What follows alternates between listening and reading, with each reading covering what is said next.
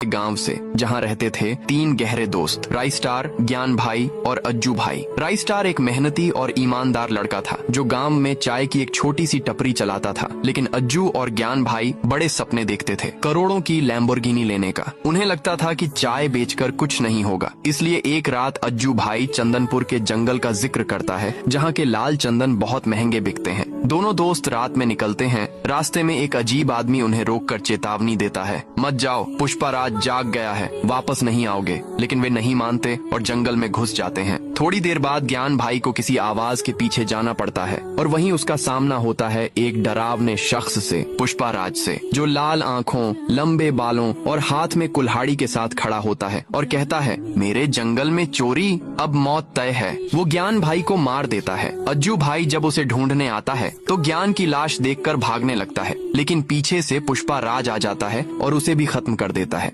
अगली सुबह पुलिस राई स्टार को बताती है कि 2 लाशें मिली हैं। वो सदमे में जंगल पहुंचता है जहां उसे वही अजनबी फिर दिखता है जो कहता है, कहा था ना, पुष्पाराज जंगल का राजा है, मौत उसका खेल है। उसी रात राई स्टार अकेला जंगल में जाता है, पेड़ के नीचे बैठकर गुस्से में चिल्लाता है, पुष्पाराज बाहर निकल, मेरे भाइयों का हिसाब आज होगा। तभी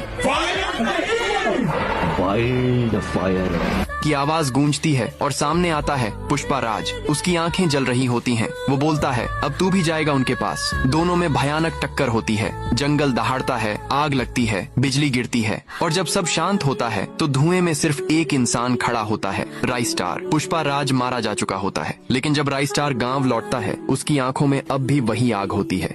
गांव से जहां रहते थे 3 गहरे दोस्त राई स्टार, ज्ञान भाई और अज्जू भाई। राई स्टार एक मेहनती और ईमानदार लड़का था जो गांव में चाय की एक छोटी सी टपरी चलाता था, लेकिन अज्जू और ज्ञान भाई बड़े सपने देखते थे, करोड़ों की लैम्बोर्गिनी लेने का। उन्हें लगता था कि चाय बेचकर कुछ नहीं होगा, इसलिए एक रात अज्जू भाई चंदनपुर के जंगल का जिक्र करता है जहाँ के लाल चंदन बहुत महंगे बिकते हैं। दोनों दोस्त रात में निकलते हैं। रास्ते में एक अजीब आदमी उन्हें रोककर चेतावनी देता है, मत जाओ, पुष्पाराज जाग गया है, वापस नहीं आओगे। लेकिन वे नहीं मानते और जंगल में घुस जाते हैं। थोड़ी देर बाद ज्ञान भाई को किसी आवाज के पीछे जाना पड़ता है और वहीं उसका सामना होता है एक डरावने शख्स से, पुष्पाराज से, जो लाल आंखों, लंबे बालों और हाथ में कुल्हाड़ी के साथ खड़ा होता है और कहता है, मेरे जंगल में चोरी, अब मौत तय है। वो ज्ञान भाई को मार देता है। अज्जू भाई जब उसे ढूंढने आता है तो ज्ञान की लाश देखकर भागने लगता है, लेकिन पीछे से पुष्पाराज आ जाता है और उसे भी खत्म कर देता है।